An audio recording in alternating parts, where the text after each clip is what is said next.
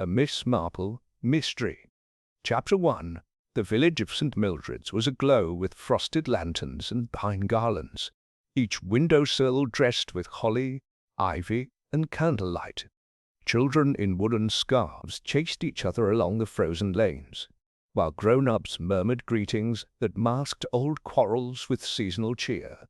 It was Christmas Eve, and the air smelled of chimney smoke, mulled wine, and something indefinably expectant. Inside the ancient stone church, preparations for the annual candlelight service were nearly complete. Pew cushions were straightened, hymnals aligned, and the altar had been carefully adorned with white roses, gold-trimmed linens, and the silver cross handed down through generations. The vicar, Reverend Cecil Aldridge, stood by the vestry door, running a hand through his snowy hair as he reviewed the evening's order of service. "I do hope they remember not to overheat the punch this year," came a dry voice behind him. He turned with a smile. "Ah, Miss Marple, always a pleasure. I suspect our Miss Hartnell has learned her lesson after last year's brandy incident." The elderly lady, dressed in a soft grey coat and a hat adorned with a sprig of mistletoe, offered a small nod. "Indeed, but one must never underestimate the combustibility of Christmas spirits, liquid or otherwise." Reverend Aldridge chuckled politely, but glanced once more at his notes, his expression briefly clouded. Miss Marple caught the flicker. The church filled slowly, as villagers drifted in wearing layers of knit and wool. Elderly Mrs. Ridgway took her usual place in the second pew, and promptly began humming under her breath. Major and Mrs. Littleton sat a row behind, the latter clutching her gloves far too tightly for the warmth of the room. Miss Hartnell, the churchwarden, stood near the organ, giving directions in a voice too sweet by half. At exactly 6 o'clock, the candles were lit. The nave flickered to life in golden flame, the stone walls dancing with gentle shadows. Snow had begun to fall outside, a soft whisper against the stained glass windows. Everything looked as it always had, peaceful, picturesque, reverent. Then the choir began. It was during the third verse of "O Come, All You Faithful," that the note first struck Miss Marple. Not musically, though the sopranos did occasionally wander, but socially. Mrs. Edith Banbury, who for the past 7 years had played the role of hostess for the post-service supper, was absent from her pew. It was not like Edith to be late, or absent, or anything less than obsessively punctual when it came to a tradition she ran like a military parade. Miss Marple's blue eyes flicked upward toward the chancel, then toward the church door. No one else seemed to notice, yet, after the final hymn, Reverend Aldridge approached the pulpit for the blessing. His voice, always steady, held the faintest waver. "We ask peace upon all our hearts this night, and remembrance of those not with us." Miss Marple turned slightly. Several heads turned too, to glance toward the aisle where Edith Banbury should have entered by now, cheeks red from the cold, wearing that formidable fox-fur stole she favored. Instead, only the sighing creak of wooden pews and rustle of hymn sheets. After the service, the villagers filed out toward the adjoining hall, where mince pies and steaming cider awaited. Chatter picked up, low and rhythmic like the tide. Miss Marple stayed seated. "Are you not joining us, Miss Marple?" Miss Hartnell asked, fluttering over. "The punch is stronger this year, less hazard, more spirit." "Shortly," said Miss Marple. "Though I wonder, has anyone seen Mrs. Banbury?" Miss Hartnell blinked, her painted mouth parting. "Well, she was meant to bring the plum pudding, wasn't she? I assumed she was running late." "She's never late," murmured the vicar, who had come up beside them unnoticed. "And she left a basket of oranges here this morning." Miss Marple's gaze shifted to the side entrance. "Perhaps someone should check." "Good heavens," Miss Hartnell said faintly. "You don't think—" But Miss Marple was already on her feet. The rectory stood just beyond the lych gate, half obscured by ivy and the skeletal branches of wintering trees. Edith Banbury's cottage, however, was further down Belringer's Lane, a tidy Tudor affair with a sharply pitched roof and box hedges trimmed within an inch of their lives. Miss Marple did not walk quickly. She never did. But there was purpose in her step, and something like certainty. By the time the others had gathered their coats and dared the cold, she had reached the Banbury gate and unlatched it without a sound. No smoke came from the chimney. A lamp glowed faintly in the front room, and the front door ajar. Miss Marple raised a gloved hand and knocked gently. "Mrs. Banbury?" No reply. Just the wind nudging the door further inward. She stepped inside. The scent struck her first. Not blood, not gas, but the cloying perfume of spiced citrus, stronger than natural, almost sickly. On the hall table sat a bowl of pomander, the kind Mrs. Banbury made every December, studded with cloves and wrapped with ribbon. Miss Marple's sharp eyes moved to the sitting-room, where a fire lay unlit in the grate, a tray of untouched tea, a lace handkerchief on the floor, and in the chair by the window, Mrs. Banbury, still upright, her eyes half closed as if dozing, but no breath misted the cold air. Miss Marple stepped closer, studying the woman's frozen posture, the slight tilt of the head, no signs of violence, no signs of fear, merely absence. And there, beside the untouched cup on the side table, was a saucer bearing the remnants of a mince pie. A second sat, untouched, crumbs on her lap. Miss Marple touched the cup with a gloved finger. Still warm, behind her, the footsteps of the vicar approached hesitantly. "Oh my," he whispered. "Is she—" Miss Marple nodded slowly. "Yes." Reverend Aldridge crossed himself. "A heart attack?"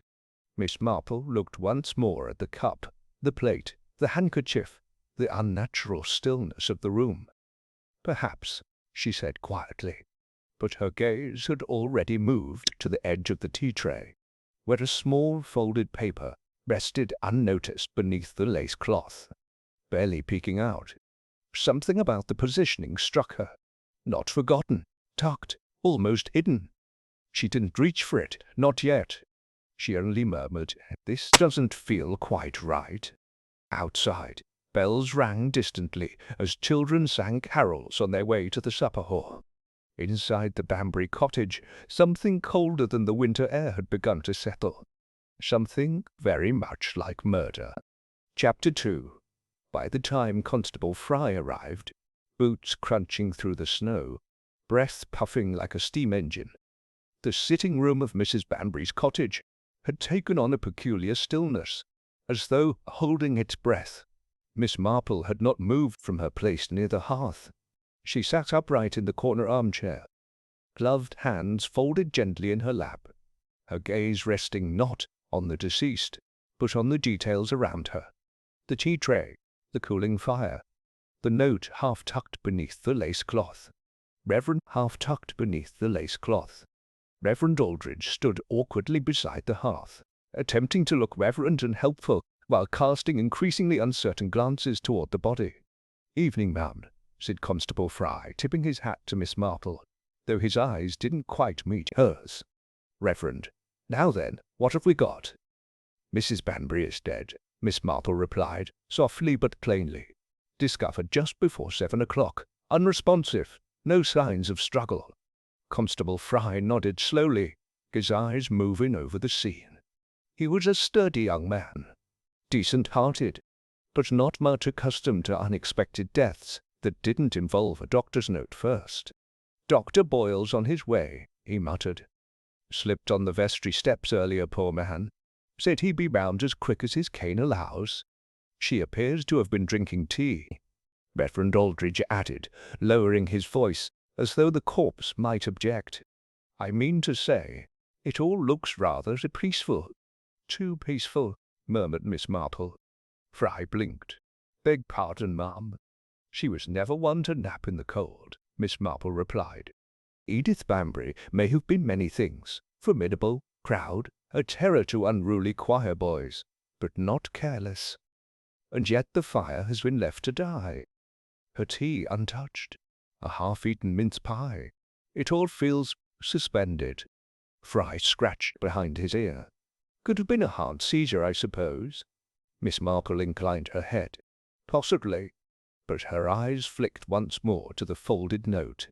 "Would you mind terribly, Constable," she said after a moment, "if I had a look at that paper, the one peeking out beneath the cloth?" Fry hesitated, then nodded. "Go on, then." Miss Marple reached for it gently, unfolding it with the quiet care of one unwrapping something far more fragile than paper. It was a torn scrap, lined, yellowed with age, and on it, in a spidery hand, were just 4 words. "I saw the truth." She read it aloud. Reverend Aldridge paled. "Is it a confession? Or a threat?" Miss Marple murmured, "depending on who wrote it." "But what truth?" Fry asked, frowning. "What did she see?" Miss Marple didn't answer at once. She leaned back, reading the paper again, her eyes narrowing. "Perhaps," she said softly, "it's not what she saw, but when." By morning, word had already flown through St. Mildred's faster than the wind off the moor. "Did you hear? Edith Banbury gone, just like that. They say it was her heart. They always say that, don't they?" And just before she was to host the supper, the villagers gathered at the bakery, the post office, even the bus stop that only saw 2 vehicles a week. Theories gloomed like frost on a window pane. Some blamed the weather. Others whispered about family curses. But most, as ever, blamed the war, even though it had ended more than a decade prior. Miss Marple, meanwhile, sat with her knitting by the fireside at her neat cottage on Church Lane. Though the needles barely moved, her mind was elsewhere. A knock at the door interrupted her thoughts. It was Dora Bradshaw, Edith Banbury's cousin. "My dear Miss Marple," Dora said, breathless despite the short walk. "I came as soon as I could. They won't tell me anything, not properly." "Do come in," Miss Marple said gently. "I've just put on the kettle." Dora was a large woman with kind eyes and a permanently flushed complexion. She sank into the armchair opposite and accepted her tea with a grateful sigh. "I only saw Edith yesterday," she said. "She was snappish, I suppose, but that wasn't unusual. She mentioned something about having it out with someone, but she wouldn't say who." Miss Marple stirred her tea. "Did she seem frightened?" Dora considered. "Not frightened, determined. You know Edith, always thought she knew best." "Yes," Miss Marple murmured. "She often did." Dora frowned. "Do you think she was poisoned?" Miss Marple didn't reply directly. "Did she have any visitors recently? Strangers? Or perhaps villagers she'd quarrelled with?" "She'd quarrelled with half the village," Dora said with a rueful smile. "But lately? No. Oh, wait, she was terribly cross with Mrs. Littleton over that church floral arrangement last Sunday." Miss Marple raised an eyebrow. "Was that not settled?" "Apparently not. Edith said she caught Mrs. Littleton removing the lilies she'd arranged and replacing them with carnations. Called it a calculated act of sabotage." "How dramatic," Miss Marple said mildly. "And," Dora added hesitantly, "there was also that trouble with the choir money last year. You remember the missing donation? Edith thought someone had pocketed it. She never said who." Miss Marple sipped her tea. "It does rather sound like someone was holding a grudge. Do you think it's all connected?" "I think," Miss Marple said, setting down her cup, "that the manner of death and the message left behind suggest something more deliberate than illness. And I think Edith Banbury may have been about to name someone she believed guilty of something." That afternoon, Miss Marple walked slowly to the post office. The snow had melted into slush, and the air had taken on that damp stillness particular to English winter afternoons. She posted no letters, but lingered long enough to overhear Mrs. Ridgway's latest round of speculation. "I heard the doctor says it could have been a rare kind of stroke," Mrs. Ridgway whispered to Mr. Tills, the grocer. But she looked so calm, didn't she? Too calm, he muttered, like someone who knew they were going to die. She didn't even scream, Mrs. Ridgway added. Not a sound. Miss Marple filed the conversation away, as she did with all things. At dusk, she visited Reverend Aldridge. "Reverend," she said softly, "may I ask you something a touch delicate?" "Of course, Miss Marple. Did Mrs. Banbury go to confession, or speak to you in private recently?" The vicar hesitated. Yes, as a matter of fact, 2 days ago. She asked for a private audience. She said she feared she'd held something in too long, but she never quite managed to say what. I thought she might come back to finish, but she never did. No. Miss Marple rose. "Thank you." As she turned to go, the vicar cleared his throat. She left behind a sealed envelope. Said it was to be opened only if something happened to her. I thought it odd. May I see it? I'm afraid I already gave it to Constable Fry. Miss Marple paused. Did you read it? Number, but I saw the name written on the outside, and it was addressed to the one who knows. Miss Marple blinked. Curious. Yes. She stepped out into the twilight, her breath misting. So far, they had a sudden death without violence, a message implying hidden knowledge, a woman feared and disliked, but not hated, and a sealed letter to no one and everyone. Something was coming into focus, but not yet fully. Not quite yet. Chapter 3. Constable Fry arrived at Miss Marple's gate just after sunrise, his breath fogging the air, a brown envelope clutched in his gloved hand. I thought you ought to see this, he said, passing it to her with an uncertain look. The letter Mrs. Banbury left with Reverend Aldridge. It's odd. Miss Marple took it, gently.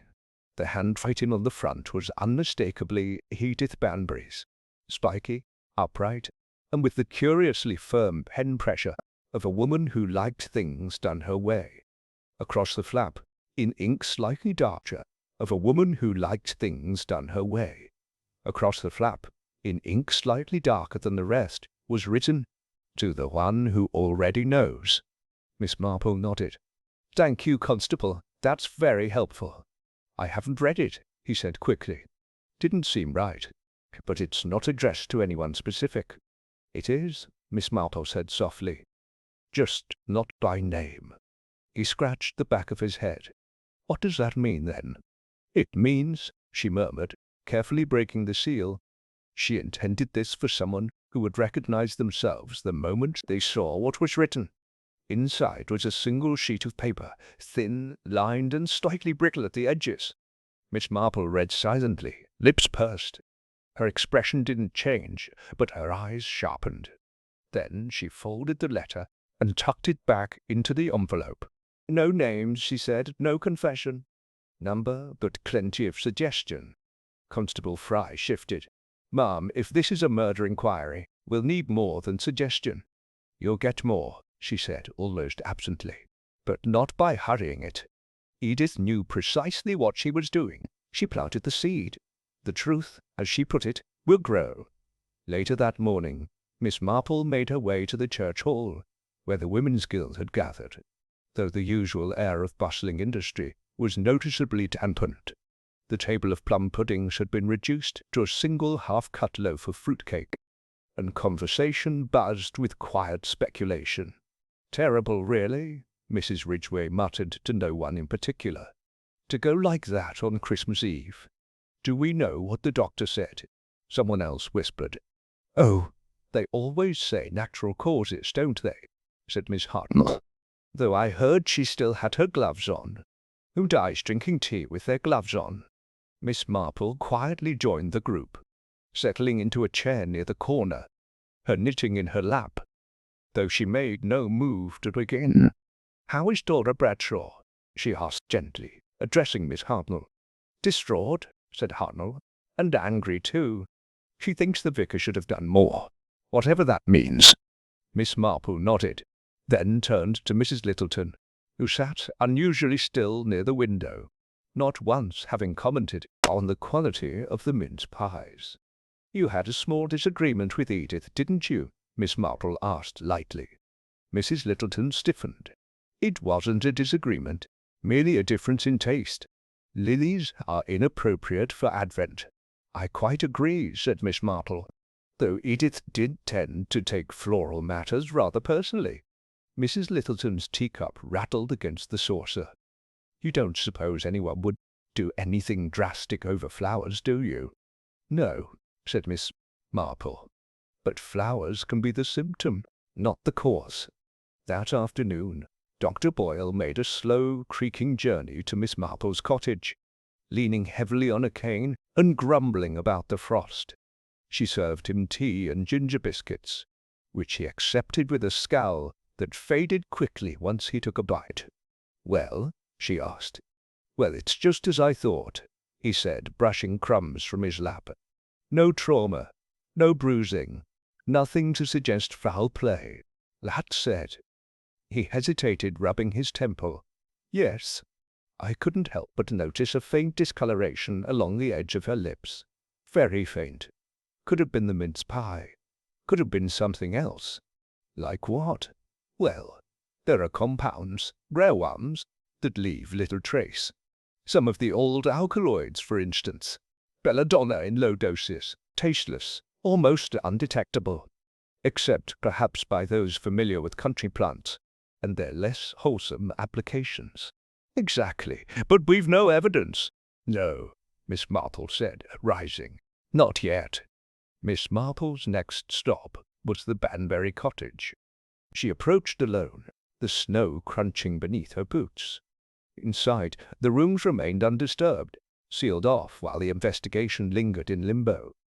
But Dora Bradshaw had the keys and had granted her permission to look in on the place.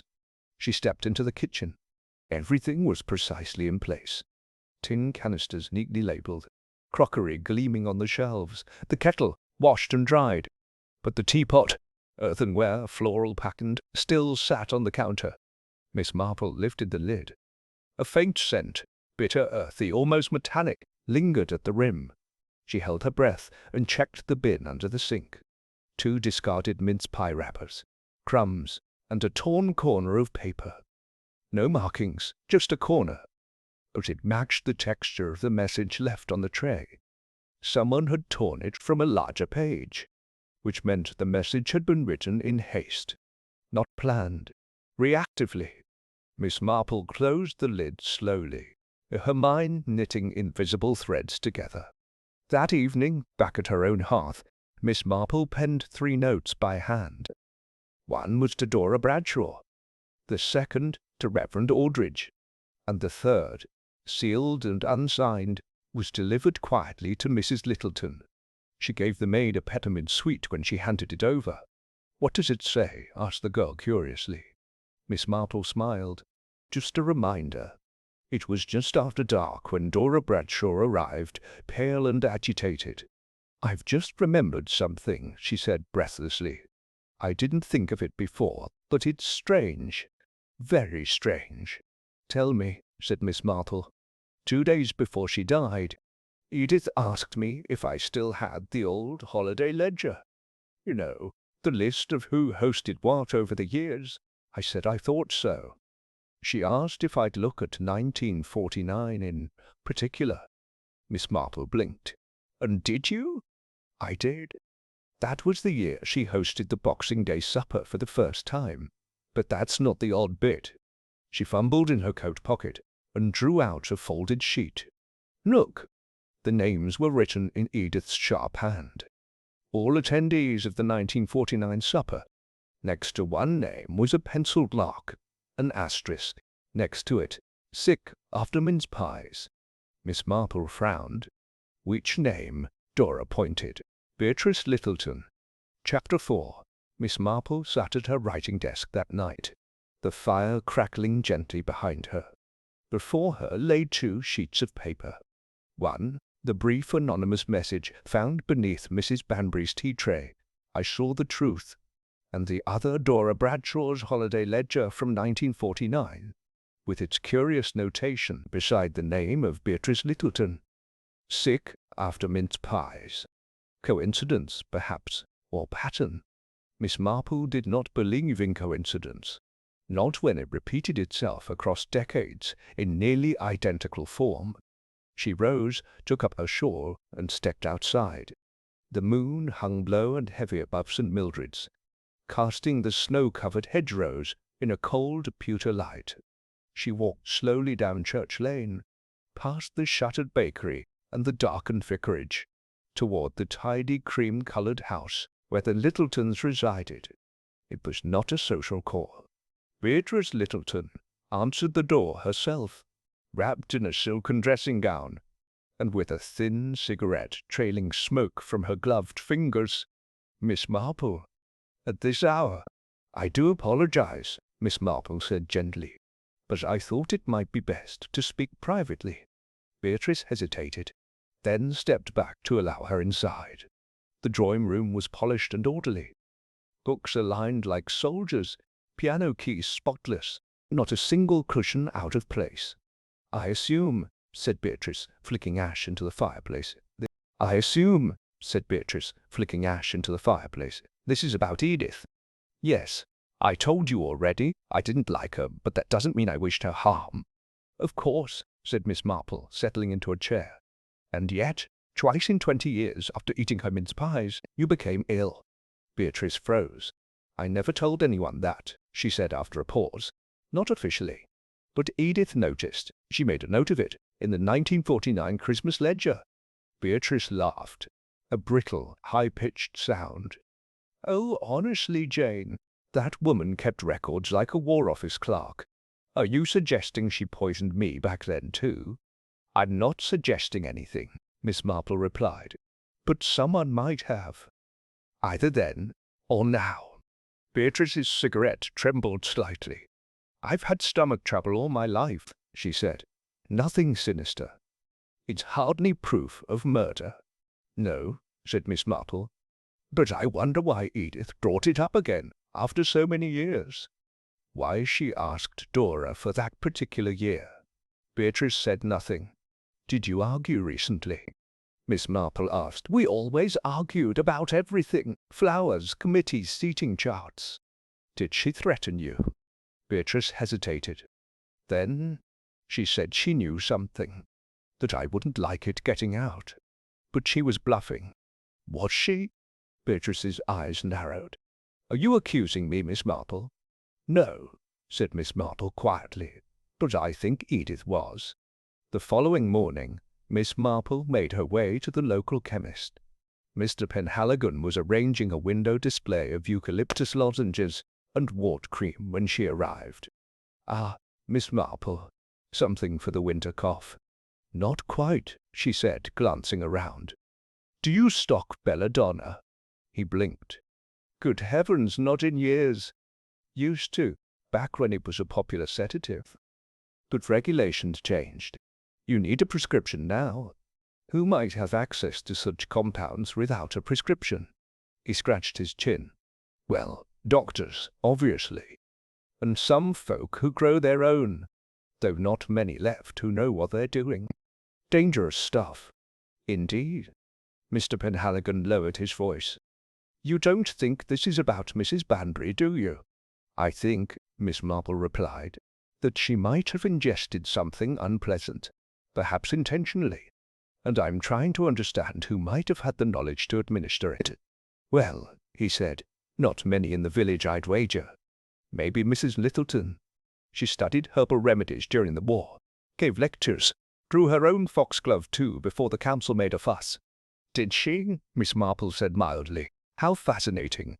At midday, Dora Bradshaw returned, flustered and pink-faced.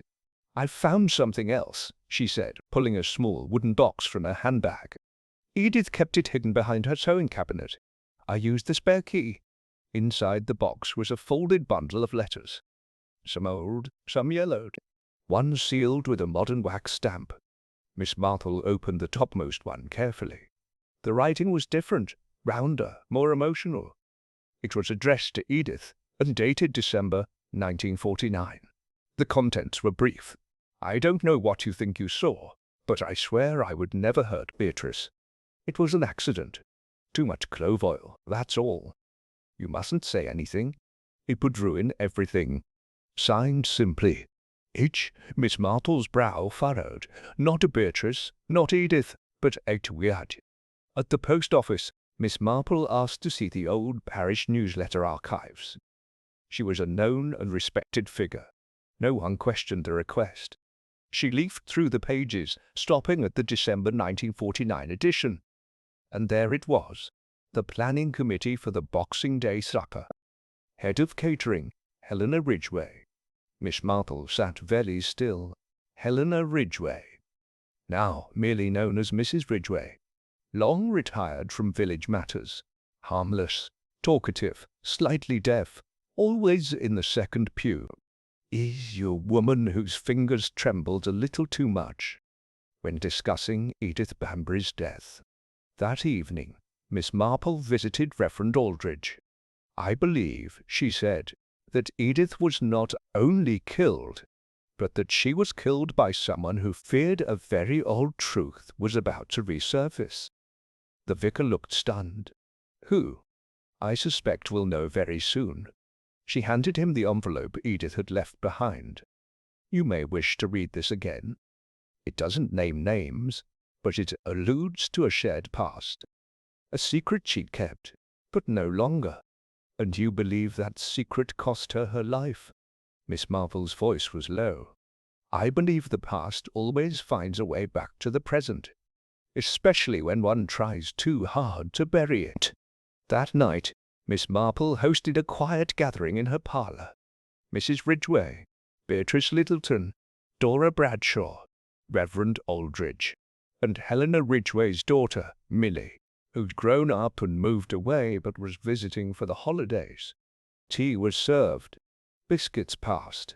Miss Marple waited until everyone had taken their seats before she spoke. There's something curious about memories, she said softly, especially ones we'd rather forget. They don't vanish, they simply wait. Helena Ridgway shifted uncomfortably. In 1949, Miss Marple continued, a mistake was made. A culinary one, involving a mince pie and an ingredient far too strong. But what if it wasn't a mistake? What if someone used that opportunity to test something? Helena opened her mouth, but nothing came out. And what if Edith Banbury saw more than she let on? Enough to frighten someone into silence for decades. I don't know what you're implying, Helena said at last. I'm not implying, said Miss Marple. I'm observing. She turned to Milly. You never liked your mother's Christmas gatherings, did you? Milly looked startled. They were exhausting. And I was always made to help. Do you remember being ill after one? Her face went pale. I thought it was food poisoning, she whispered. Mum said it was the custard. It wasn't, Miss Marple said gently. It was something else entirely. Silence settled like snow. Beatrice Littleton set down her teacup. Helena, she said slowly, what did you put in those pies? Helena Ridgway's face collapsed. I didn't mean to hurt anyone, she said. Not really. I needed to see if it worked. I never meant to kill Edith. But when she found that old letter, she broke off. Reverend Aldridge's voice was soft. You poisoned her. Helena nodded. She was going to tell after all these years. Miss Marple closed her eyes briefly, and all it took was one line. I saw the truth. Chapter 5. Helena Ridgway's confession hung in the room like chimney smoke. Thin, choking, impossible to wave away. The little group sat, motionless, in Miss Marple's parlour. The only sound the distant crackling of the fire. I didn't mean to kill her, Helena repeated softly, as if rehearsing the sentence might dull its weight. Beatrice Littleton, her spine stiff, said nothing. Dora Bradshaw's eyes brimmed, hands clenched in her lap. Reverend Aldridge had set his teacup down with careful precision, as though afraid even the saucer might shatter under the tension. Miss Marple spoke at last, her tone even. You tested something in 1949. You saw the effects and you stopped, out of fear, perhaps, or guilt. Helena nodded slowly. I thought it was over, forgotten. And when Edith asked Dora for that ledger, you realized she hadn't forgotten at all. She told me she remembered. Said she had proof. I panicked. Reverend Aldrich's voice was quiet. But what proof could she possibly have? The letter, Helena said. The one I wrote her, all those years ago. I begged her to stay silent. I thought she'd burned it. She kept it, Miss Marple said, as she kept everything. Helena's hands trembled. It was meant to be harmless. Just a few drops in her tea. I only wanted to make her ill. Enough that she wouldn't speak at the supper. Enough to buy time. Beatrice stood abruptly. You poisoned her, and now you sit there as though it were a spoiled pudding. Helena turned, her voice suddenly sharp. You think she didn't poison us first? Every gathering she ran like a dictatorship. Every woman in this room has been humiliated by Edith Banbury at some point. That's no excuse, Dora said hoarsely. No, Helena admitted, it isn't. Miss Marple folded her hands in her lap. The question now, Helena, is whether you intend to explain this to the authorities, or whether you plan to let someone else do it for you. Helena's gaze dropped. I'll go. I'll tell them myself. There was no drama in her voice, just a weary sort of release. Miss Marple nodded once. Then I'll telephone Constable Fry, quietly. Despite the dramatic turn, no official statement was made to the village that night. Helena Ridgway was taken in for questioning the following morning, and word spread through St. Mildred's, not with shock, but with a curious resignation. People nodded grimly, muttered, I always thought something was strange, and went on with their Christmas week preparations, as if death and deception were as commonplace as plum pudding. Only Miss Marple understood how far the truth had yet to travel, for though Helena's confession explained the method, the motive still felt incomplete. 2 days later, Dr. Boyle visited Miss Marple with his walking stick and a wool scarf wrapped 3 times around his neck. She did it then? He asked, folding into her fireside chair. She believes she did, Miss Marple replied. But I'm not entirely convinced. The doctor blinked. You think she's lying? Number, but I think she may have been guided. He frowned. Coerced, you mean? Miss Marple shook her head. No, manipulated. Dr. Boyle leaned forward, intrigued. By whom? The hat, Miss Marple said, is what I mean to find out. That afternoon, Miss Marple took a quiet walk to the church hall, where preparations for the New Year's charity fete were underway. The space was full of bustling bodies and distracted chatter, though a slight hush fell as she entered.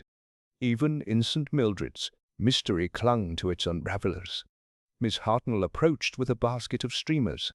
Oh, Miss Marple, what a ghastly business, just ghastly. Imagine Helena, and on Christmas Eve. Yes, Miss Marple murmured. Quite tragic. Though I imagine she wasn't the only one who had issue with Edith Banbury. Miss Hartnell glanced about, lowered her voice. She did make enemies, that one, but no one ever dared say it. She could smile at you with a mouthful of pins. Miss Marple smiled faintly. I wonder, did you ever see her arguing with anyone recently? Oh, yes, Hartnell said, eager now. Why, just last week she had a terrible row with Major Littleton. Something about finances for the church roof fund. Said she'd discovered a discrepancy. She did love that word. Miss Marple's expression did not change, but her eyes sharpened slightly. Did she now? That evening, Miss Marple paid an unannounced visit to the Littleton residence. The Major answered the door in shirt-sleeves and was visibly displeased. Ah, Miss Marple, is this an official visit? Not at all, she said sweetly. Just a bit of follow-up, may I? He grunted and stepped aside. My wife's out for bridge. Come in then. The drawing-room was neat, military in precision, books on war history, photographs of regiment parades, and one large locked roll-top desk. I heard Edith had accused you of financial mishandling. she said, settling primly in an armchair. His mouth thinned. Nonsense. The woman saw shadows where there were none. Still, it must have been frustrating. She was a meddler. Always had to be in control. She tried to override the vote on the repairs, claimed the ledger didn't match. And did it? He met her eyes, and for a moment something cold flickered across his face. No. Miss Marple looked out the window, as though reflecting. Did you know Helena had written to Edith in 1949, apologizing for an incident at the supper? His face stiffened. No. I find it curious that Edith kept it all this time, almost as if she suspected it might come in useful. The Major's voice was carefully neutral. You seem very interested in old letters, Miss Marple. I find that history, she said lightly, has a habit of bleeding into the present. Tell me, how long have you known Helena Ridgway? There was a long pause. Finally, since before the war. We served on the parish council together. Why? She trusted you, Miss Marple said, even in recent months. Another pause. I suppose she did. Miss Marple rose. One last question, Major. Did you ever attend the Boxing Day supper in 1949? His eyes flicked away. Number Y was posted abroad. Of course. How convenient. She turned to leave. Do give my regards to Beatrice. Outside, the air was colder than expected. Miss Marple stood for a long moment beneath the bare trees, her mind fitting pieces into place.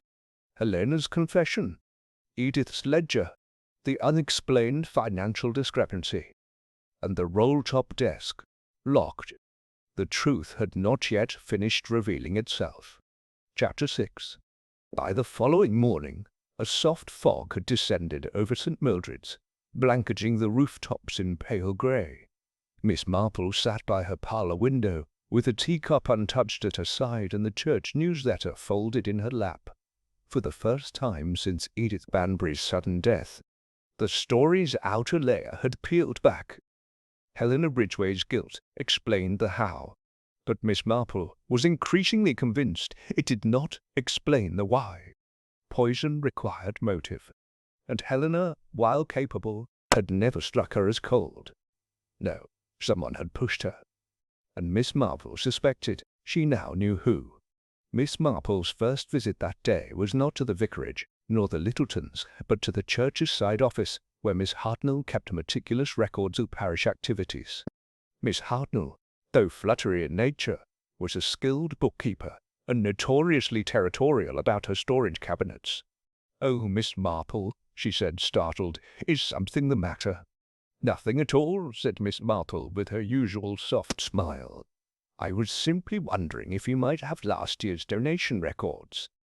The Christmas roof appeal in particular." Miss Hartnell's brow furrowed. Well, yes, I mean, I ought to. But," she turned to her filing cabinet, fingers trailing along the labels, then paused. "How odd," she murmured. "It's missing." "Which part?" "It's missing." "Which part?" "The entry for December," she said. "There's a gap between November's record and the New Year total. The whole page seems to have been removed." "Stolen?" "No," Miss Hartnell said slowly. "Neatly snipped. The edges are clean. It was deliberate." Miss Marple's gaze didn't leave her. "And Edith Banbury had access to this cabinet, I presume?" "Of course. She handled the counting that month, as usual." "Was anyone else in the room with her?" Miss Hartnell hesitated. "Major Littleton dropped by that day. Said he was looking for an envelope his wife had misplaced." "How curious." Miss Marple stood. "Thank you, Miss Hartnell. I believe that explains quite a lot. It's—" Her next stop was Dora Bradshaw's cottage. Dora welcomed her in with a knitted shawl wrapped tightly around her shoulders and a kettle already boiling. "I found something else," she said the moment Miss Marple entered. Dora produced a slim notebook, blue leather cracked at the edges. "I thought this was just a gardening journal, but Edith used it for personal notes. Look." She flipped open a page marked December 18th. confronted BL over the missing donation amount, refused to answer directly, left in haste, checked records, entry snipped. We'll speak to Helena. She's close to him. If I disappear, they'll assume it was my heart. But someone must ask what was stolen and why. Miss Marple's lips tightened as she read. BL, she repeated. Beatrice Littleton, Dora asked. No, Miss Marple said. It doesn't fit. Beatrice was a proud woman, but not careless, and certainly not the sort to fumble ledgers. She tapped the page. Number BL refers to Bernard Littleton, the Major. Miss Marple returned to her cottage to find Reverend Aldridge waiting on the stoop, hands folded tightly, his expression drawn. I've just spoken with Constable Fry, he said.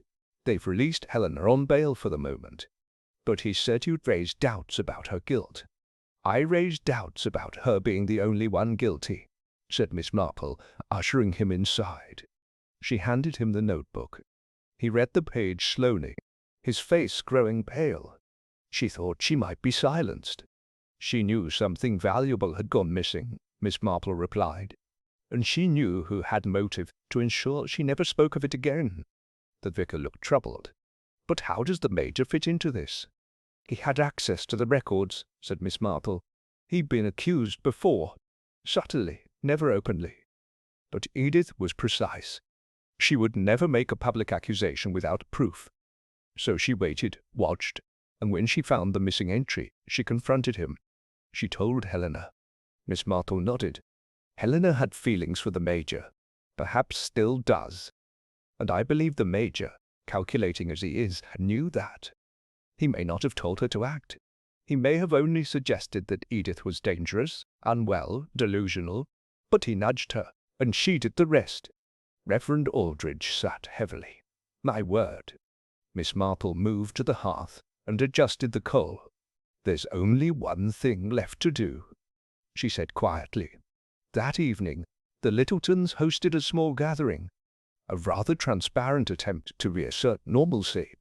Beatrice flitted about offering fruitcake and sherry, while the Major entertained a knot of retired officers near the fireplace. Miss Marple entered uninvited. She had brought no gift, wore no festive ribbon. She stood just inside the threshold, scanning the room. The Major spotted her and crossed the carpet. Miss Marple, he said stiffly, to what do we owe the pleasure? I thought it only right to share what I've learned, she said lightly. You see, Edith Banbury didn't just die. She left behind a warning, a breadcrumb trail. Breadcrumbs, he repeated, smiling faintly. And I followed them, she said, right to your desk. His smile faltered. What desk? The roll-top, locked. As it happens, quite a tidy place to hide a missing ledger page. I'm sure I don't know what you're implying. I'm not implying, said Miss Marple. I'm stating you stole church funds. Edith found out. You couldn't risk exposure, so you goaded Helena into silencing her. The Major's face flushed. That is an outrageous accusation, but not incorrect. Silence fell across the room. Shall we test it? Miss Marple continued, her voice calm. Have Constable Fry open the desk. Perhaps the missing page is still inside. Beatrice dropped her glass. It shattered across the carpet. No, she whispered. Everyone turned. She took a step forward. Don't open it. Beatrice, the Major began. She looked at him with sudden clarity. I've watched you manipulate people for decades, but I won't lie for you anymore. Miss Marple didn't smile. She only nodded. Then the truth has come home. The next morning, the desk was opened. Inside was the missing ledger page, annotated and damning. Major Bernard Littleton was arrested by noon. Helena Ridgway, though still accountable for Edith's death, was shown leniency, her sentence mitigated by the judge's understanding of emotional manipulation and misled intent. Edith Banbury's funeral was held in a subdued service beneath grey skies. There were no grand speeches, only quiet nods and low murmurs of respect and relief. Later, as snow began to fall once more over the village, Miss Marple sat by her window and watched children throw snowballs in the lane. Dora sat across from her. "So that's it," Dora said softly. "The truth, finally." "Yes," Miss Marple said. "But I wonder if Helena hadn't confessed, if Edith hadn't written those notes." "She did," Miss Marple said gently. "She always planned for someone to find out. She only needed one person to pay attention." Dora looked at her. "And you did." Miss Marple stirred her tea. "I always do." Chapter 7. 3 days after the Major's arrest, the village of St. Mildred's carried on as villages do after a scandal. Stiff-necked, polite, and eager to pretend nothing unusual had happened. The gossip shifted tone from speculation to thin-lipped disapproval, and then to half-hearted sympathy for Beatrice Littleton, who had taken to staying indoors with the curtains half-drawn. Helena Ridgway's name was rarely mentioned now, as though the town had agreed to quietly file her away as an unfortunate episode, something to be forgotten with the year's end. But Miss Marple knew the story was not yet complete. On the bitter morning near New Year's Eve, Dora Bradshaw returned once again to Miss Marple's parlour. Her hands reddened with cold, her expression troubled. "I've found something else," she said almost reluctantly, "in Edith's sewing bureau, behind the false drawer." Miss Marple set down her embroidery and took the small envelope Dora held out. It was cream-coloured, sealed with red wax. Across the front, in Edith's unmistakable hand, were the words, "To be opened only if I am wrong." Miss Marple raised a single eyebrow. "Well, that's interesting." She opened it carefully. Inside was a brief letter, written in a firmer script than the earlier notes, less frail, more deliberate. "If Helena Ridgway is charged, and if Bernard Littleton is exposed, then the truth may still not be whole. I suspect someone else knows everything. Someone who has always watched, always lingered on the edge of every committee and gathering, If my death proves convenient for more than one person, then beware the silence of the one who never volunteers, but always listens. E.B." Miss Marple folded the paper slowly. "Dear Edith," she murmured, "even in death, still a step ahead." Dora leaned forward. "What do you think it means?" "I think," said Miss Marple, rising, "that someone else benefited from her death and didn't lift a finger to prevent it." Miss Marple returned once more to the parish records room. Miss Hartnell, already weary of the repeated visits, greeted her with a strained smile. "Looking for something specific this time?" "Only clarity," Miss Marple said pleasantly. "Would you mind fetching the committee list for the 1949 Christmas fete? And the most recent attendance logs from this December's meetings?" Miss Hartnell huffed, but complied. Miss Marple laid both lists side by side. The same name appeared near the bottom in both: Agnes Fallowfield, a quiet woman, mid-60s, known for her expertise in jam-making and her complete avoidance of anything resembling responsibility. She never chaired a meeting, never voiced an opinion, yet she was always present, always watching. And, as Miss Marple now recalled, it was Agnes who had fetched the tea service the night of the Christmas Eve service, the same service that carried the poisoned cup to Edith Banbury. Miss Marple paid a visit to Agnes's ivy-covered cottage on the edge of the village. Agnes opened the door, surprised but not unwelcoming. "Miss Marple, what a nice, if unexpected, surprise." "I do hope I'm not intruding." "Not at all. Come in, please. The kettle's just boiled." Miss Marple stepped into a warm, neat sitting room. Everything was perfectly in place. Doilies, fire pokers, a framed photograph of a much younger Agnes with a woman Miss Marple recognized as her late sister, Millicent. "Such a lovely photograph," Miss Marple said, glancing at it. Agnes's smile tightened. "She passed 4 years ago. I keep it there for company." Miss Marple accepted her tea and waited a moment before speaking. "You knew Edith Banbury for a very long time, didn't you?" Oh yes, since school, really. She was formidable. Did she ever wrong you? Agnes blinked. Wrong me? Goodness, no. She barely noticed me.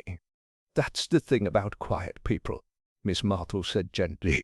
We notice everything, but they rarely notice us. Agnes looked away, her face unreadable. Miss Marple continued. You served tea at the Christmas Eve service. I always do, Agnes said quietly. It's a nice small contribution. You poured the cups, carried the tray, and no one noticed which cup went to Edith. Agnes set her teacup down, hands now visibly shaking. I didn't poison her, she whispered. I never touched the tea after Helena brought it in. But you placed it before her, and you didn't stop her, knowing what Helena was capable of. That's what this is really about, isn't it? Agnes looked up sharply. She told me, Agnes said. Helena, she was frightened. Said Edith was going to destroy everything. She didn't say what she planned, but I knew. And I did nothing. Because you wanted Edith gone, Miss Marple said softly. Not out of hatred, perhaps, but out of exhaustion. The way she controlled everything, silenced everyone, even you. Agnes closed her eyes. I didn't kill her, but you let someone else do it. And Edith knew you would. Miss Marple left the cottage without speaking further. Some truths did not need full confessions. Not when guilt was already blooming inside the mind like frost on glass. That evening, she returned to the vicarage, where Reverend Aldridge greeted her with a bowed head. Is it done? Not yet, Miss Marple replied, but the layers are peeled back. She handed him the final note from Edith. He read it slowly, then looked up, pale. She knew. Even then, she always knew, Miss Marple said. She just needed someone to finish the thinking for her. And what will you do with this? Nothing, she said. Helena has confessed. Bernard has been charged, and Agnes will punish herself far better than the law could. Reverend Aldridge nodded slowly. Is there justice in that? There is balance, Miss Marple said. Justice may be an illusion, but balance, at least, can be restored. That night, snow returned to St. Mildred's. The bells of the church rang out faintly into the cold, clear air. The villagers prepared for the new year. Hesitant, humbled. In her parlour, Miss Marple lit a single candle and placed it on the window-sill. Not for Edith Banbury exactly, but for all the audacious truths that refused to stay buried. Chapter 8. New Year's Eve dawned pale and windless, with a thin frost etched across the rooftops of St. Mildred's. Like the ghost of vanished snow, the streets were mostly empty, save for the occasional figure hurrying to fetch last-minute groceries, or the postman bundled like a scarecrow in wool. Inside her ivy-laced cottage, Miss Marple polished the silver bell her nephew had sent her from Canada. A yearly ritual she never explained but never missed. Today, though, her movements were slower, more thoughtful. So much had happened in the space of 1 week. Edith Banbury's sudden death, Helena Ridgway's confession, the arrest of Major Littleton, and now Agnes Fallowfield's silent complicity, revealed not through action but through inaction. The web had been spun wide, each thread knotted to another with invisible tension, and yet something still tugged at Miss Marple's mind.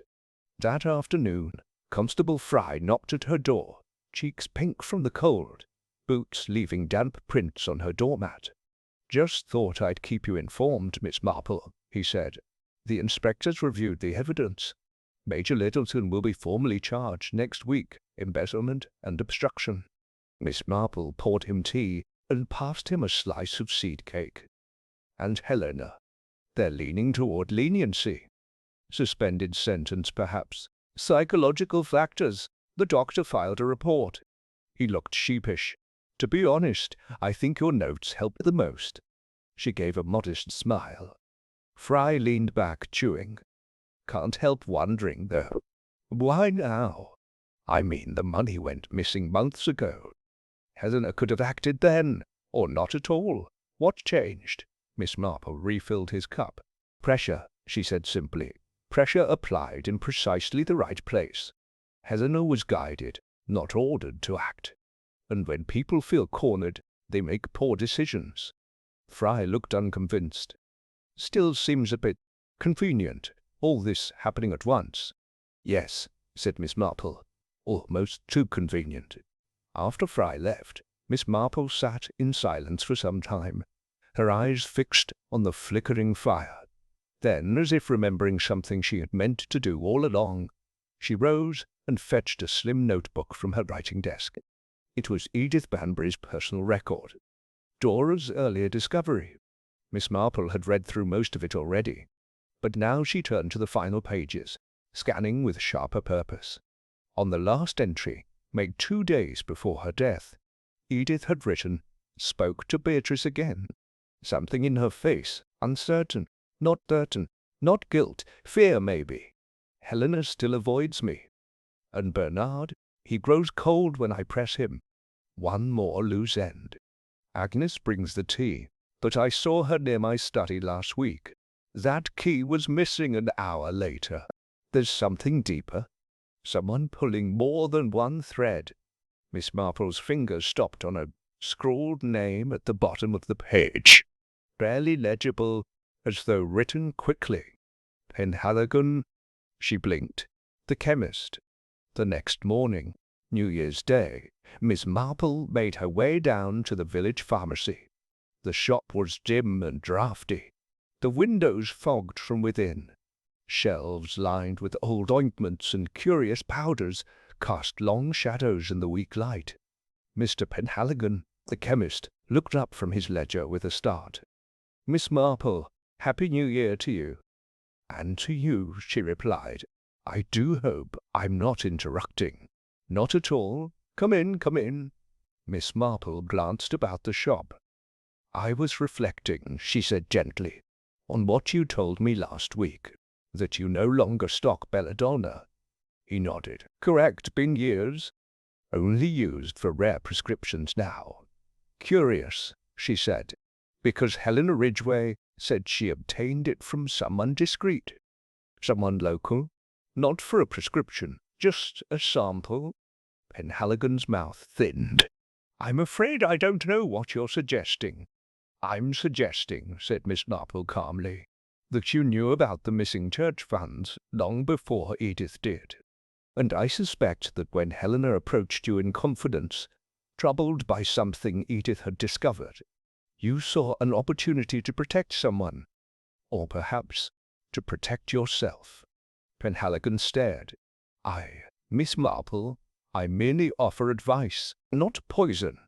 "Yet you advised Edith on herbal interactions many times. You were her supplier of clove oil in 1949, and you knew which herbs cause only temporary illness, and which can do worse." Still he said nothing. Miss Marple continued, "I believe you told Helena how much would nudge Edith into bed rest. Not to death, but you also knew she'd used too much. Perhaps you even encouraged it." Penhaligon's voice was dry. "That's a theory." She took a slow breath. "Number, that's observation. You never liked Edith's interference in village affairs. And if Bernard went down for embezzlement, you'd be exposed too. That renovation fund, you were skimming it as well, through the inventory bills for the fundraising events, double charging for medicine donated to the charity vet." His face darkened. "I saw the invoices," Miss Marple added quietly. "Edith did too. She just hadn't placed the pieces together yet. But you did." Mr. Penhaligon leaned heavily on the counter. "Do you intend to go to the police?" "No," said Miss Marple, "because I believe you didn't intend Edith's death. But you nudged events along, just as Bernard nudged Helena. And just as Agnes did nothing, so did you do just enough." He exhaled, the air rattling in his throat. "So what happens now?" Miss Marple folded her hands. "You will resign quietly in the coming week.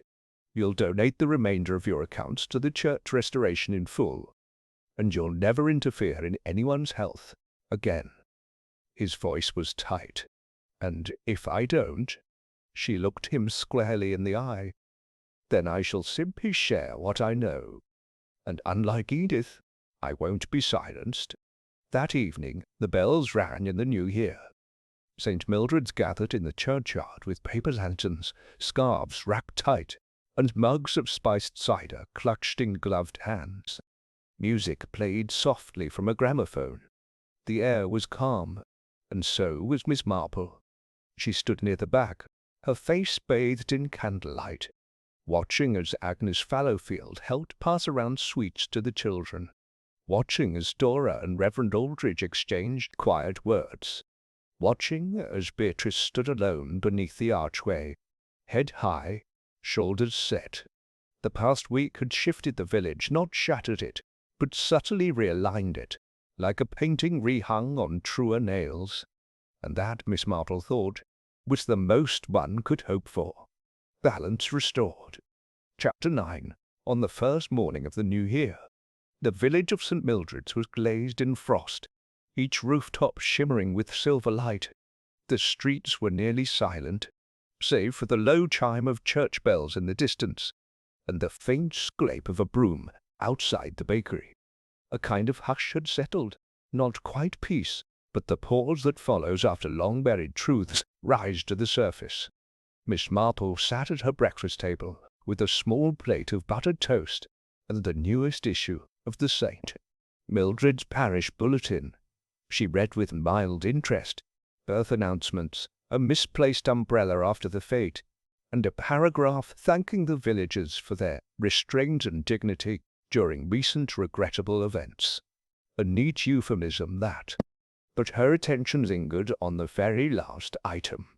A donation in the amount of £72.06 has been made anonymously to the Roof Repair Fund. This generous gift fully covers the remaining shortfall and ensures repairs will begin this spring. God bless the giver. Miss Marple set the paper down. Her eyes remained thoughtful. By midday, Agnes Fallowfield arrived with a tin of walnut biscuits and a bouquet of winter primrose from her garden. "I didn't come to confess," she said with a small smile, placing the tin on the table. "No need," said Miss Marple. "Sometimes silence is louder than confession." Agnes sat across from her. Her expression was drawn but resolute. "I've resigned from the flower committee." Miss Marple blinked. "After all these years? Some positions are best left vacant, I think. Let the village grow in new hands." She hesitated, then added, "I didn't know what Helena intended, not exactly. But I could see she was unraveling. I suppose I told myself I was protecting her by doing nothing." "Yes." Miss Marple poured tea. "It's never easy to weigh one harm against another, but still, it matters who steps forward." Agnes looked down at her cup. "I didn't come to ask forgiveness, only to say thank you for not naming me." "I didn't need to," said Miss Marple. "The ones who matter already see more than they say." That evening, Miss Marple visited the vicarage to speak with Reverend Aldridge once more. He greeted her with a worn smile and a cluttered table, parchments, donation records, and an opened letter. "I believe this is the last of it," he said, gesturing to the pile. "All the misfiled financial documents. I've been going through them line by line." Miss Marple picked up the letter on top. It bore the church's seal, but the signature was unfamiliar. "It's from the diocesan inspector," Aldridge explained. "Apparently, this wasn't the first time funds from St. Mildred's went unaccounted for. 10 years ago, there was a discrepancy that was quietly patched over." Miss Marple's eyes met his.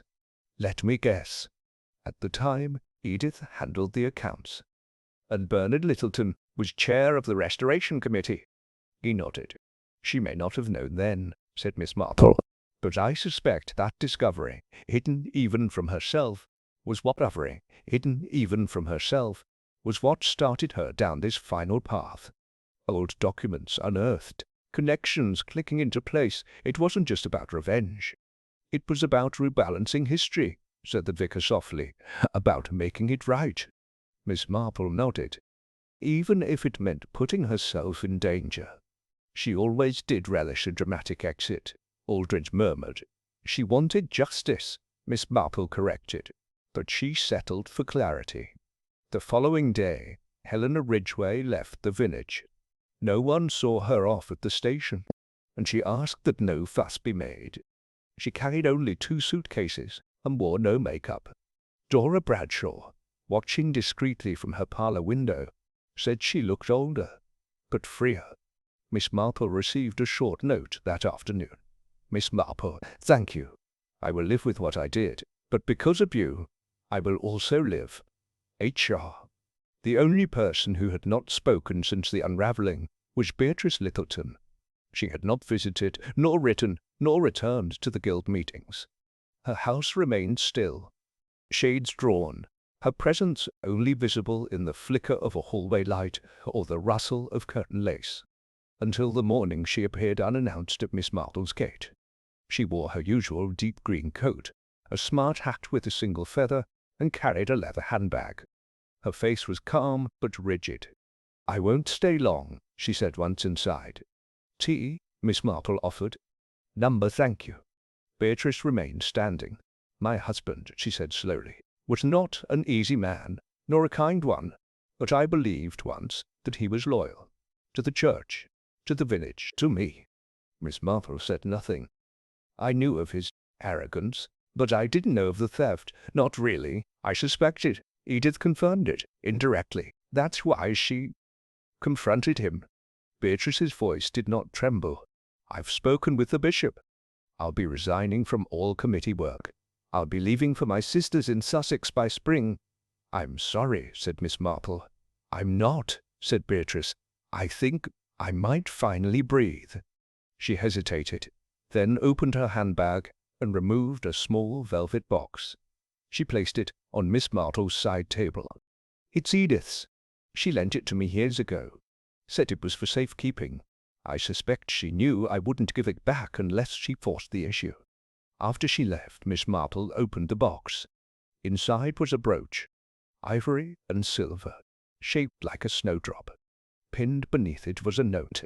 "For the one who knows, grief can bloom like winter flowers. E.B." That night, as Miss Marple lit her final candle for the season, she found herself smiling, not at the brooch, nor the message, but at the fact that, after so much silence and subterfuge, the truth had been spoken by nearly every soul involved. Every ledger closed, every piece returned. The story was nearly whole. Chapter 10. The days that followed were crisp and silent. Winter held its breath over St. Mildred's, casting pale sunlight through lace-curtained windows and leaving faint ice flowers along the panes. By now, the village had folded itself into its usual rhythm. Quiet walks, tea in parlours, murmured conversations in the post-office queue. But beneath the surface, something had shifted. It wasn't simply that the Banbury case had ended. It was that the village knew it had ended, and no one was quite sure what to do with that knowledge. Miss Marple noticed it first in the way people looked at each other. Mrs. Ridgway no longer gossiped in lowered tones, but simply hummed and carried on. Dora Bradshaw walked a touch taller when she passed the bakery, and Reverend Aldridge, once hesitant and hesitant still, now offered sermons with firmer words and less apology. But for Miss Marple, the work was not quite finished, because in her long experience of village life, and of crimes committed therein, a final thread always lingered, a detail left frayed, overlooked by all but the most stubborn of minds. She found that thread the following Tuesday.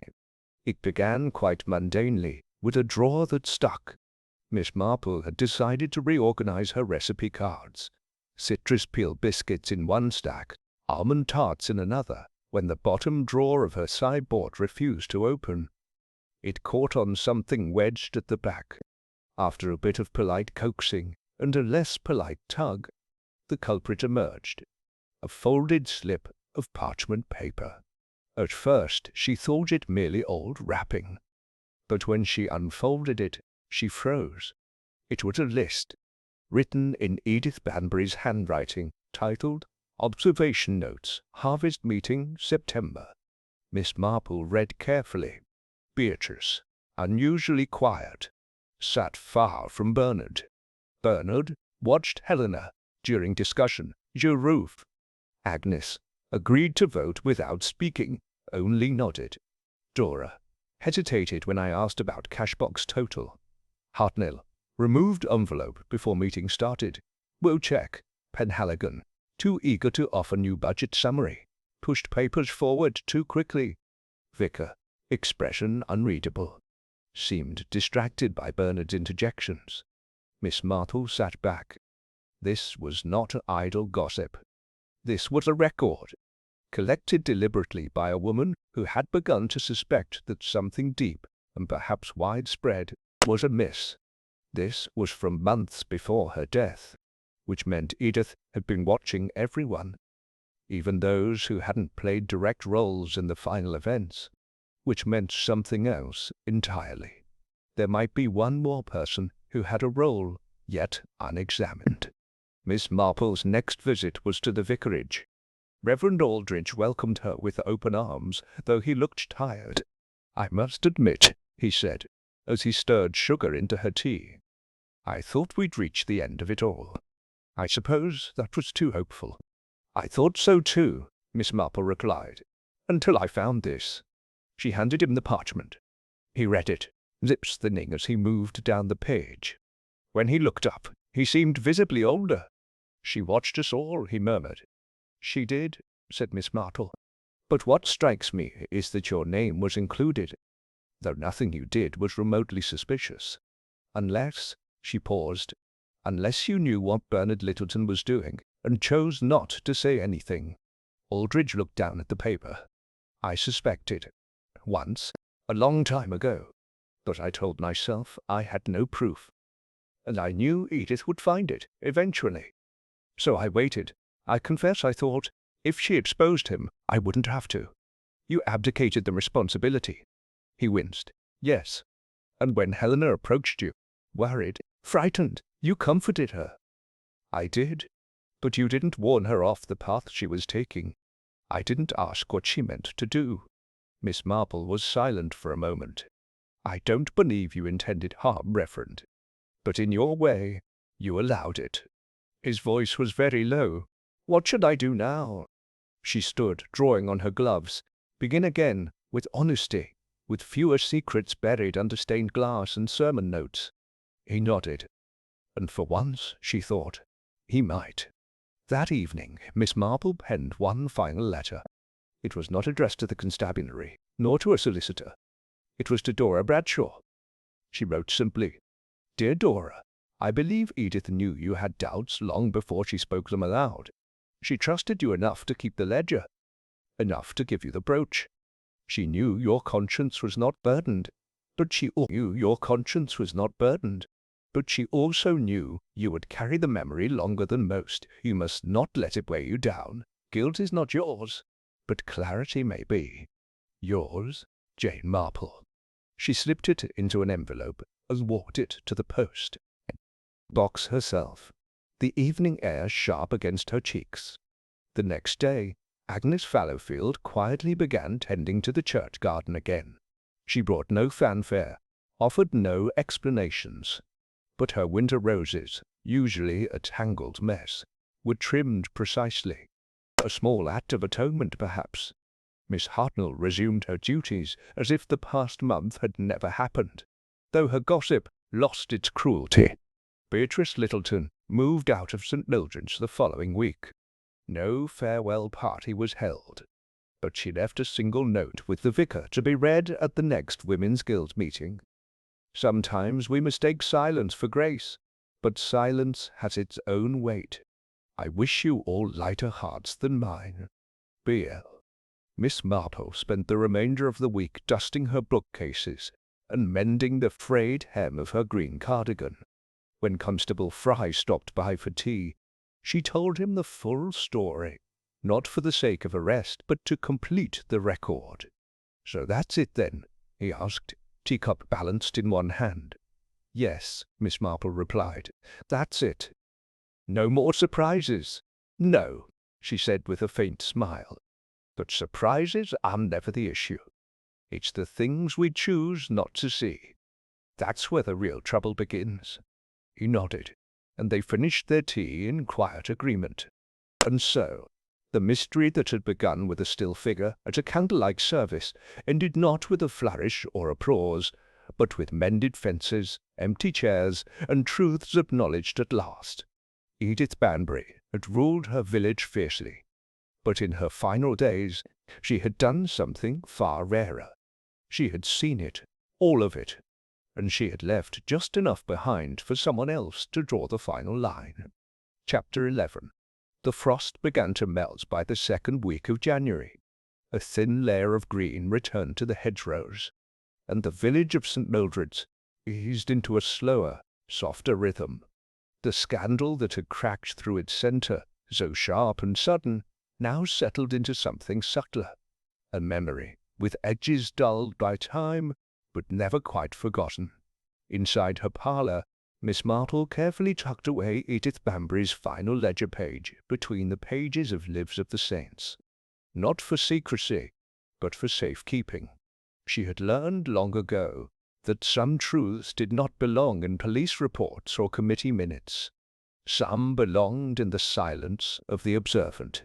Outside, children sledged half-heartedly down the muddy slope near the churchyard.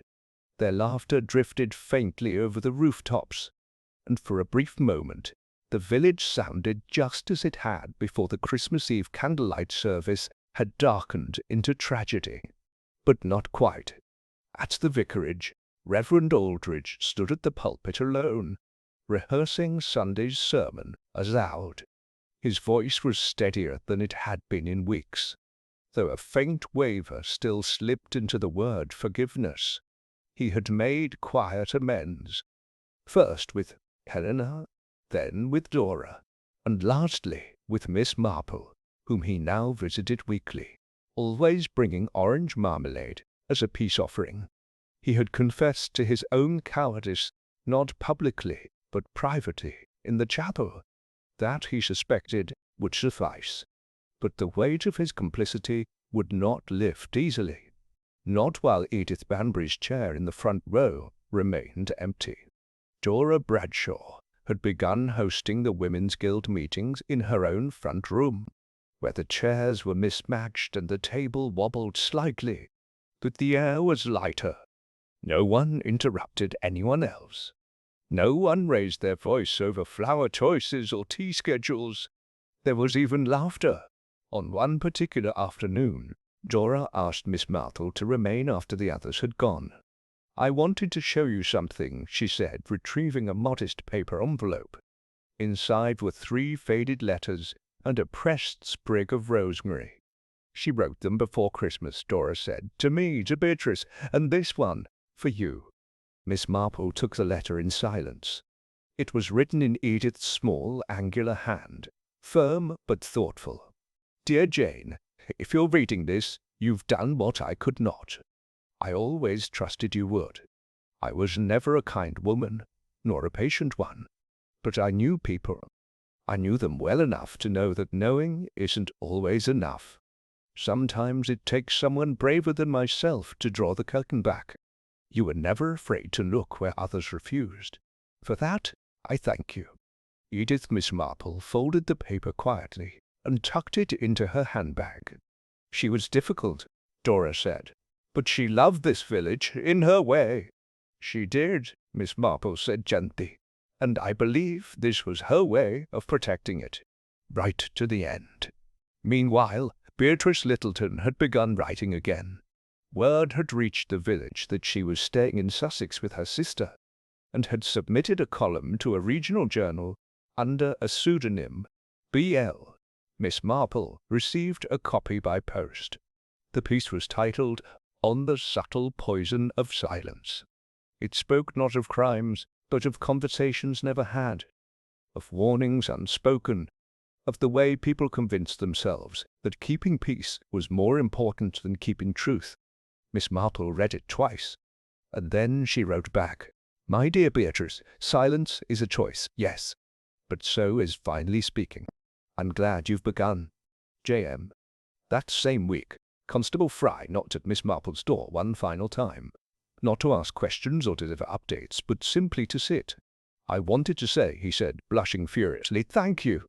I never would have seen any of it, not the way you did." "You saw enough," Miss Marple replied. "More than most." "I still feel like I missed something," he muttered. "Like I let it all happen right under my nose." "You did," she said matter-of-factly. "But so did everyone else." He looked stricken, but she smiled. "That's why it worked. Because it was spread so thinly. One person failed to ask, another failed to act. A third turned their head. And together it made the perfect storm." He nodded slowly. "What do you call something like that?" "Not a conspiracy," she said. "More like a shared forgetting. One that suited everyone, until it didn't." Fry exhaled. "Still, you caught it." She stirred her tea. "I listened. The roof repairs on St. Mildred's Church began at last, funded in full by that anonymous donation, and a matching sum Beatrice sent from Sussex. The scaffolding rose like a promise over the nave, wooden planks and iron bars reaching into the grey sky. Miss Marple stood near the lich gate, watching it one morning when Agnes Fallowfield approached. She didn't speak at first. Then, "I've taken in a lodger." Miss Marple turned to her, mildly surprised. "Oh, a girl from the college, quiet, reads too much, reminds me of Millicent." Agnes shifted the basket on her arm. "It helps, having someone to tend to." Miss Marple smiled. "Sometimes healing isn't found in penance, Agnes. It's in continuation." Agnes nodded once and walked on, leaving a trail of fresh bread scent in her wake. As January waned, Miss Marple returned to her daily walks, her mending, her tea rituals. But now she found herself lingering at the corner of Edith Banbury's Lane. Not out of curiosity, but reflection. The cottage stood empty, curtains drawn. The ivy had started creeping again toward the window panes. She paused, then turned back toward her own gate. Some houses do not need to be repopulated. Some are best left with their ghosts. In her parlour that night, Miss Marple penned the final entry in her private journal. Not one kept for posterity, but for clarity. Edith Banbury was poisoned by a pie, yes, but not only by one laced with belladonna. She was poisoned by resentment, by neglect, by the fragile silence of those who ought to have spoken. And in the end, it was not a murder of vengeance or passion, but of erosion, a murder by degrees.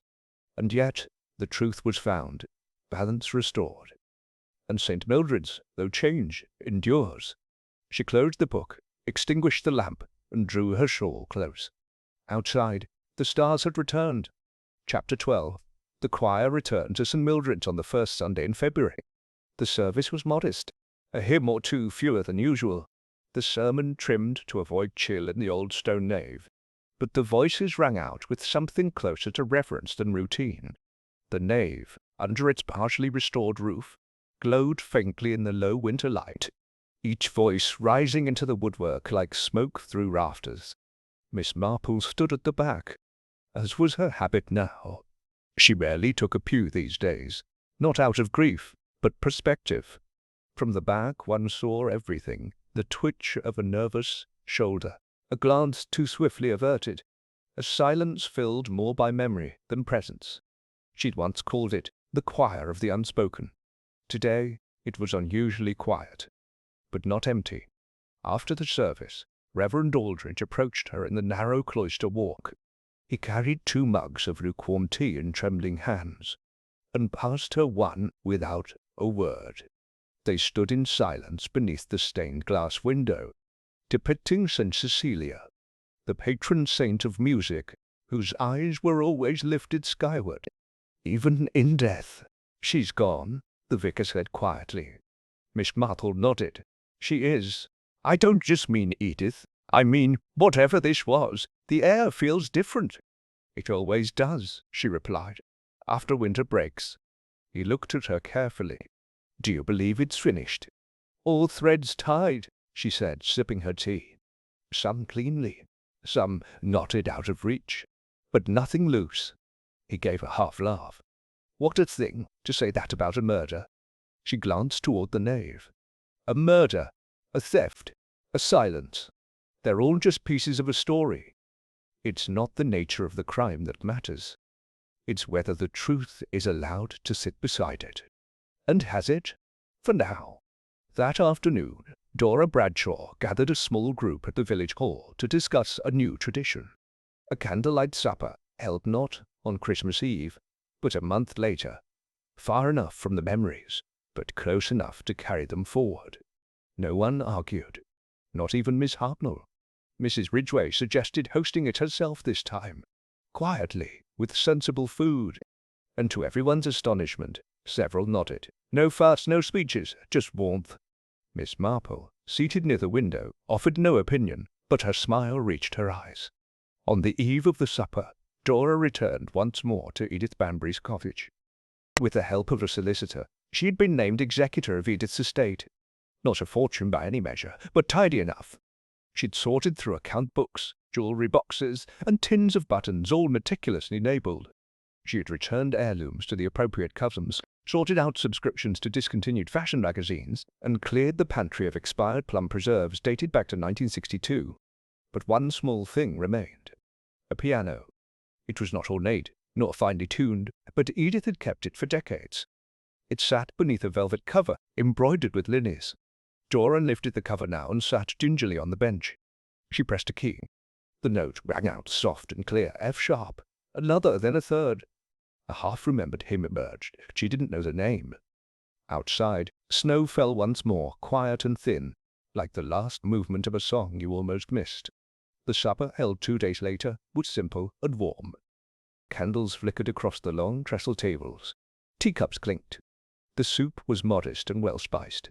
Miss Marple sat beside Agnes Fallowfield, who brought her own tea leaves in a small sachet just in case, and Dora, who baked almond tarts from a recipe once scribbled in Edith's tight cursive.